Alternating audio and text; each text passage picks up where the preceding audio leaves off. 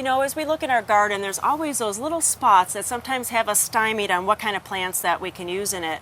Well, I'm with Ryan from Little Prince of Oregon, and Ryan, you have set out some plants here that are really specific to some maybe problem areas in our gardens. We do. I get asked all the time, it's like, you know, I have this area that I don't know what will grow in it. So figured it was kind of a good time to show some of those different harder areas to do and what you can put in them.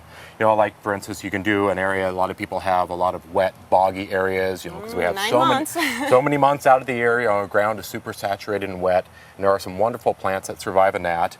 And then, you know, you get to the summertime where we have no rain for several months out of the year, where it's hot and dry and you're on vacation, you don't get water these areas, what can survive there. Right. And then, you know, with so many fir trees and things like that around, everybody's got that area that's, you know, that dry, shadier area that they can't keep water and grows in the shade. So I picked out some sampling of plants that we can do for that area also. All right. Well, maybe you can highlight some of them and give us like an overview of those. Sure. You know, a lot of the ornamental grasses, not all of them, but Cute. there's several of them that can do great in kind of that standing water, you know, next to ponds and creeks and things like that, or where you have a low wetland area that water's draining through from your neighbor's yard or wherever. Even in the summer. Yeah, so a lot of the grasses, you know, a chorus grass or sweet flag is another name from it. You know, it comes in, you know, the golden colors, the white color, or the little dwarf miniature color. So those do real well in that kind of the wet, moisture areas. They don't have to have that, but they do survive in there. What's this curly one? I love the curly that one. one's kind of fun. This one's called the juncus, and this one is called unicorn because it has that kind of that real spirally, curly look to it. So it gives you kind of a lot of nice architecture look to it. You get the curl, and you get, you know, it's evergreen and can handle the moisture and the water. Nice. And it also comes in kind of a little dwarf miniature form cute, or like a a straight nest. upright Very version of nice. it also. So those are real fun. You know, another fun one that people do is called the Houtunia or chameleon plant. Nice. And this one is fun because you get the modded colors. It does die down in the wintertime, and it's a pretty aggressive spreader, so you want to put it in an area that you want, but it gives you great color throughout the rest of the summer. You know, you can even do a water bowl with those if you want to do it on your deck. Same Absolutely. kind of thing. A little mini pond. Yep. Now, kind of hot area, you know, I think we've done a lot of stories about that hell strip between the sidewalk and the street, and these would be perfect for that. Absolutely. You know, a lot of your sedums and your sempervirens, your little hens and chicks, do very well in there. There's also a lot of the, you know, the hardy, the delospermas, the ice plants, do real well. So you can get some hot pinks, you can get yellows, you can get white colors, and kind of various other shades, and that gives you that real hot, dry, succulent-y look.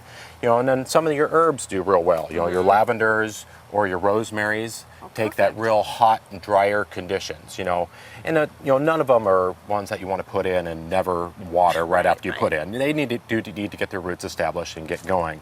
But there's so many different colors and textures that you can put into these, you know, very inhospitable spots during the summertime. They can give you some bloom and some coloring to it. And you have to be careful about the drainage, maybe for the wintertime. Wintertime you do, yeah. You don't want to stay hot and dry in the summertime and then have it sitting in a real boggy wet where the roots can rot, because they do want the drainage to flow through. I love these little bowls that you guys do too. Yeah, these those are attractive. Yeah, they're a fun way to take just all the different colors of the sedums and stems. You know, this variety comes in a rice hull container.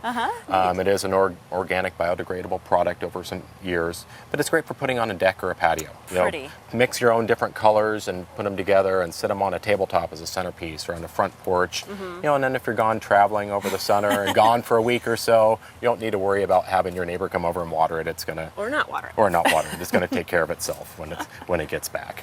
Now, what about dry shade?